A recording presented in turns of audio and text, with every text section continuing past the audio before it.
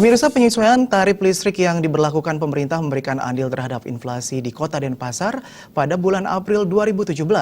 Kota Denpasar mengalami inflasi sebesar 0,07%, terhitung lebih rendah dibandingkan tingkat inflasi tingkat nasional yang tercatat 0,09%.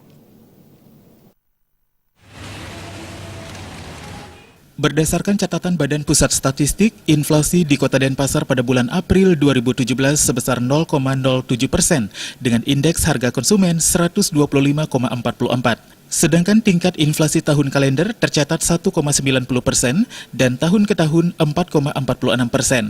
Kepala BPS Provinsi Bali Adi Nugroho mengatakan inflasi diakibatkan meningkatnya harga yang ditunjukkan oleh naiknya indeks pada 5 kelompok pengeluaran, yakni transportasi, komunikasi dan jasa keuangan, kelompok perumahan, air, listrik dan gas, pendidikan, rekreasi dan olahraga, kelompok makanan jadi, minuman, rokok dan tembakau, serta kelompok kesehatan.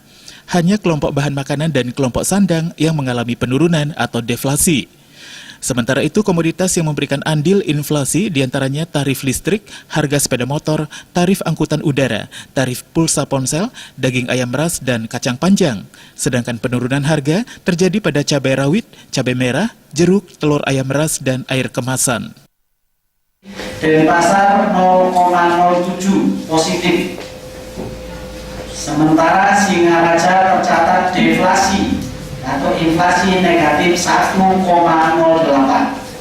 Perbedaan arah angka inflasi di bulan April 2017 di dua titik amatan Bali ini menunjukkan adanya pola konsumsi yang sangat berbeda antara masyarakat Denpasar dan masyarakat Kota Singaraja. Dari urutan tertinggi, Kota Denpasar menempati urutan ke-48 dari 53 kota di Indonesia yang mengalami inflasi. Sementara itu, Kota Singaraja tercatat mengalami deflasi tertinggi pada April 2017. Darmawan Bali TV.